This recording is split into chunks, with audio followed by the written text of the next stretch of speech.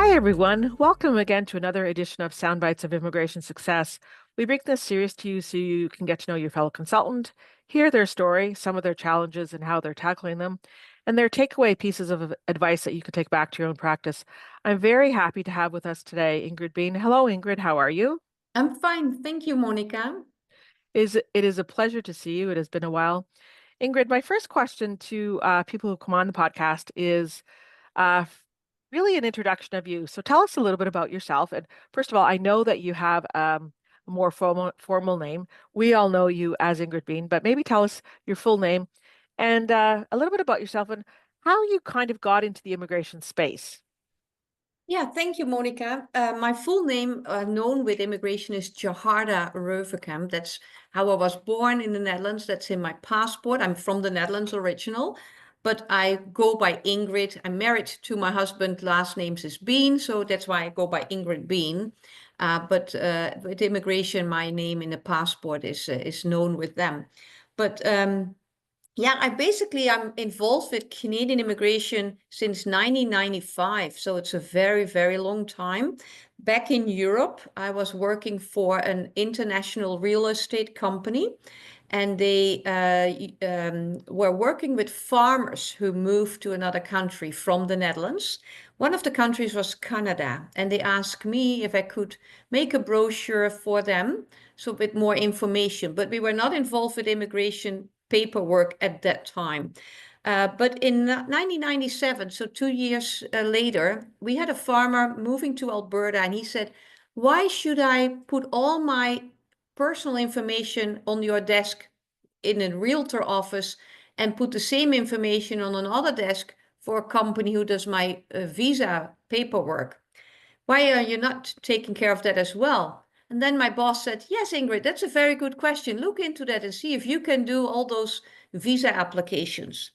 So I did, and we did a few. And in 1999, so 2 years later, we were invited by the Canadian Embassy in Bonn in Germany at that time. And they invited all consultants. At that time, immigration was not regulated. Immigration consulting was not regulated. So they invited all consultants they knew in Western Europe to the embassy. And me and my boss went there, and they showed us how they would like to receive applications, what they were looking for. And they used applications that were my applications as an example. So I said to my boss, "Those are mine. I can do this. I do a good job in this." So basically, that's how I started. So within the international real estate company, we started a department only for immigration work, which I did. Um, and then in 2000, when my first child was born, I started working part-time. And then in 2003, I thought it's time to go on my own and start my own company. So since 2003, I'm self-employed and only do Canadian immigration law. So I didn't touch on any other countries, only Canadian immigration law from the Netherlands to Canada, mostly farmers. But then because you're working with farmers, for some reason, and other people come to you as well. I started going to fairs, immigration fairs, so people got to know you. I went into all kind of network connections, and people start to know you. And then in I think about 2006 or 2007, there were talks about getting the profession regulated. So I thought, okay, if I stay in the Netherlands, I cannot continue what I love, immigration consulting. So my husband and I had a talk, and we decided to move to Canada, just to continuing able to do my job. We moved in 2011, but the last couple of years I was working as an agent with my own company for another immigration consultant, Martine. Um, so everything what I did, she looked it over and signed off and submitted under her name. And in the meantime, I was taking my courses at Humber College and became a regulated immigration consultant again. And then we decided to continue working together, but each with our own companies. So yeah, so a long time already in Canadian immigration. Wow. I knew parts of that story, but I hadn't realized that you had uh, ended up being an agent for Martine. And the person I'm referring to is Martine Verkamp-Bos, who also is from the Netherlands and also specializes in ag. And prior to going live, we were chatting about networking and colleagues and relationships. So it's really interesting how these relationships and networks get built. So you immigrated yourself in 2011, did you say? Correct. Yeah. We applied for permanent residency in 2006. And it took us 4 years at that time before our application was processed, because we knew at that time already that the profession would become regulated. And I really wanted to continue with this job, and my husband didn't mind to move to Canada. So that's how we moved. Yeah. Yeah, yeah. In reality, we actually became regulated in 2005. So at that point, when I guess you realized you became an agent and became an immigration consultant yourself, but you had tremendous experience under your belt. Yeah. Did you do your own immigration case then? Yeah, I did. Yeah, I did. And Yeah. when I was I always went to immigration fairs in the Netherlands, and it was the biggest one of Western Europe. And I had very good contact with the embassy of, at that time they were in Berlin, Germany.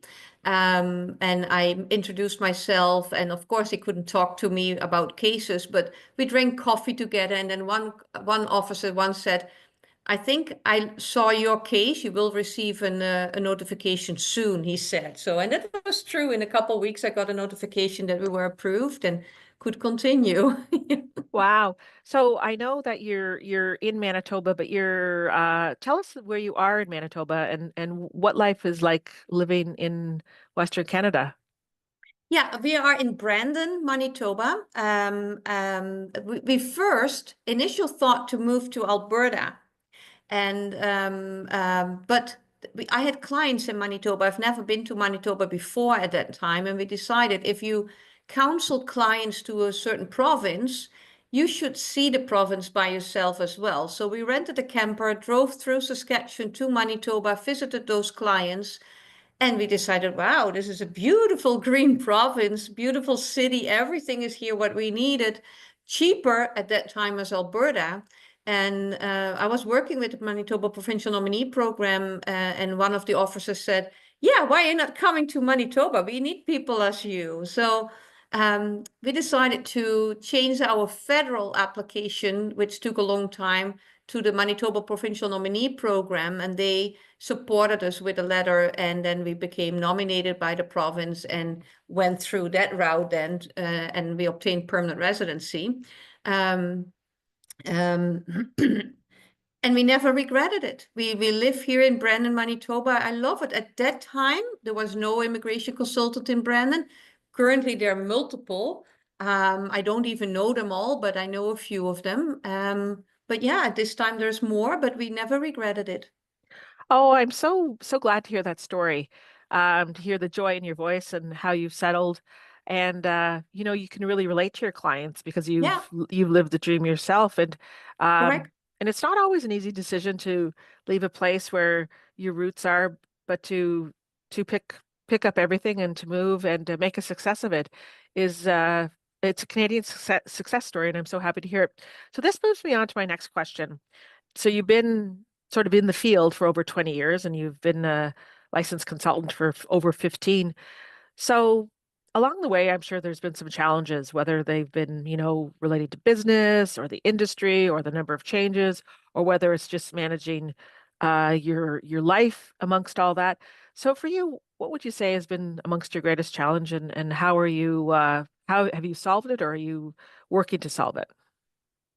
Yeah, well, having your own company is a challenge in itself. But I was lucky that my husband has his own full-time job. He's a teacher, so we had a basic income. So my income basically didn't need to be the main income, and that gave me also space to learn from my mistakes, to learn to read up immigration regulations, to meet others, to go to seminars, conferences, did a lot of reading, to make myself comfortable with certain cases.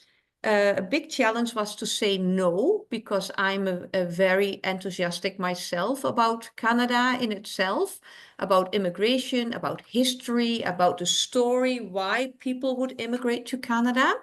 So I wanted to help everybody. But of course, you cannot help everybody. And you can also not carry someone else's issues on your shoulders, because it will hurt yourself.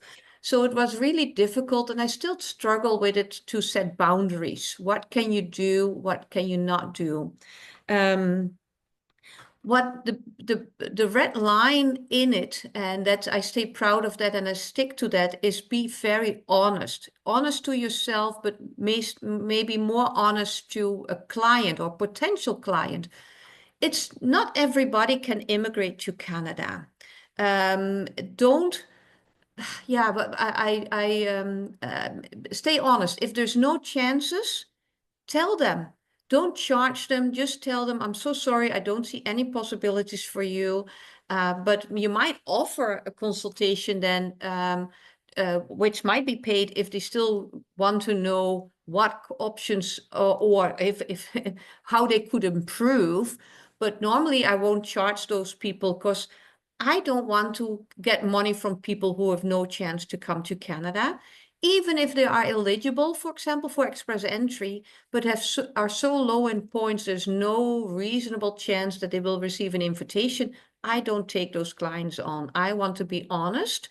Being honest, you're still having the best advice for them, and I think it's all about giving them the best advice. And sometimes it means that you have to have 3 people a no, and maybe one you can say, yeah, I can help you. But even those 3 people who receive a no are become ambassadors for you, because they feel treated well, they feel be treating honest. And I recently, just yesterday, Monica, I had a phone call from someone who's not a client for me yet, but he was referred to me by someone I told no about 5 or even 6 years ago. So even that person never came to Canada, because there is no possibilities for them at all. He referred me someone else, because he felt being taken care of and not being victimized. And unfortunately, this profession is very vulnerable to fraud. There's a lot of fraud going around, but stay honest. Don't victimize people. I even had people showing me the bank account. They said to me, this is the money I can spend to you if you help me. I don't help those people. I warn them, say, don't do this. You make yourself vulnerable. You will be a victim, because there are wolves around. Don't do this. Yeah. No, great pieces of advice. And as we were chatting earlier, and you said that sometimes you don't learn these things until you go through the experience yourself. In the beginning, you try to help everybody that you can, or you're setting boundaries, and you realize I can't give them what they need, or it's impossible to meet that standards.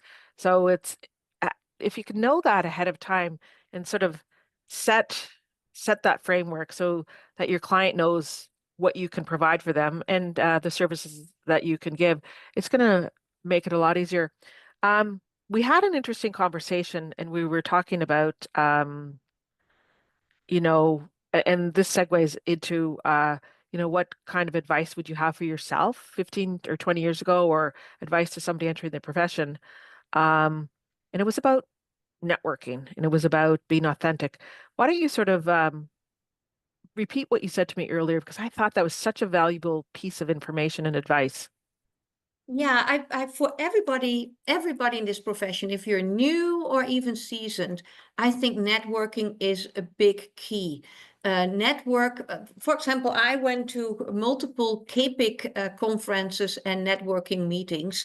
That was so valuable, because you meet other consultants struggling with the same issues as you have. You're not alone, but you meet also other consultants with specialism and knowledge in some areas that you don't have. But connecting with them, if you receive such a question, it might be very good advice. You might have helped the client very well by referring them to your network connection, from which you know that they can assist them further and would do a good job. So drink coffee with your network connections, meet them, call them once in a while, phone them for talking about questions. Make sure that you have the same ethics, that you know how they work, that they also set their own boundaries, know that you know that. So do not refer to people you don't know, or do not try to collaborate with people you don't know, because your ethics should be the same. For example, if I receive questions, I do receive questions for people who want to move or need a visa for the US as well. So I met someone on your CAPIC conferences a few times year after year who does also provide immigration services to the US. I know how she works. I know, and also a male, I know how he works. So I have two connections there, which with peace in my heart, I can refer people to them. I work, for example, with Martine Verrekamp, what you mentioned before. We both are in the same market. We both do agriculture as a big piece of our work, but we don't feel we are competitors. No, we feel like we are colleagues. We discuss difficult cases. There's so many people. You're not competitors. You basically can be complementing each other on certain cases. And then having that network, and then I come to a personal story. I became sick about 1.5 years ago with a cancer diagnosis. And then having that network, you only need that 30 seconds call that someone is really off with you, which turns your world upside down. But having that connection with Martine, I phoned her, explained what was the case. And we were already in the continuity plan. We were already each other's contact person. And she said, Ingrid, don't worry, I'll make sure your cases continue. And I could do that with peace in my heart because I knew she had the same ethics as me. She had the same knowledge. We are even better sometimes. I knew it was taken care of, and they were also taken care of. My company just continued basically based what she did for me and she has employees, so everything was taken care of very well. And I'm very, very pleased with that. And it also shows the value of having very good connections with people you know, and you know that they deliver the same kind of service and ethics as you do. Yeah, and what a wonderful testament for the relationship that you've built. So I have two follow-up questions on this. First of all, Mm, um, that tells me it's wonderful to build a network, but it has to be an authentic network. It's more than correct. just putting in a phone call into somebody that you've never spoken to. It's about having a conversation with them. It's about spending a little bit of time with them so that when you make that referral or you do that collaboration, you can, as you say, have that peace of mind in your heart. And you're the first person who's actually talked about having that authenticity in your network and to know that you really know that person that you might collaborate with or refer. And I think that's really, really important. And the second question I have is, how are you doing now? You said you've been sick for a year. Are you feeling better now and you're back to work? Yeah, I'm back to work. I'm back to full-time work. But I'm able to change, of course, my mindset, and I'm still in my 3 months follow-up, so I'm not out of the woods yet.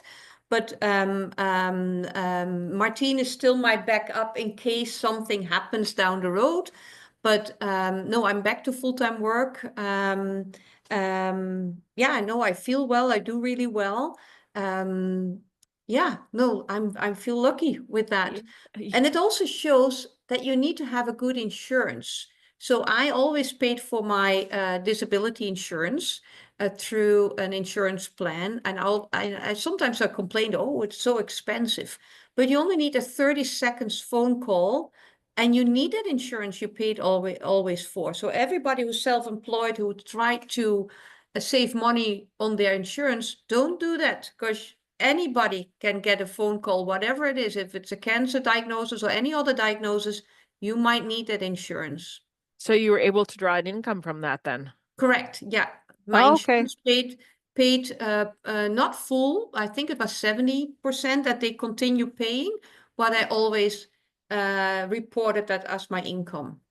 Wow, great piece of And advice. from that amount, basically, I was able to pay Martine for her work. Of course, she cannot do it for free. So yeah, yeah, she needed to take over, and some people I already signed a contract with, so they had to sign confirmation that I had consent from them to forward their files to Martine.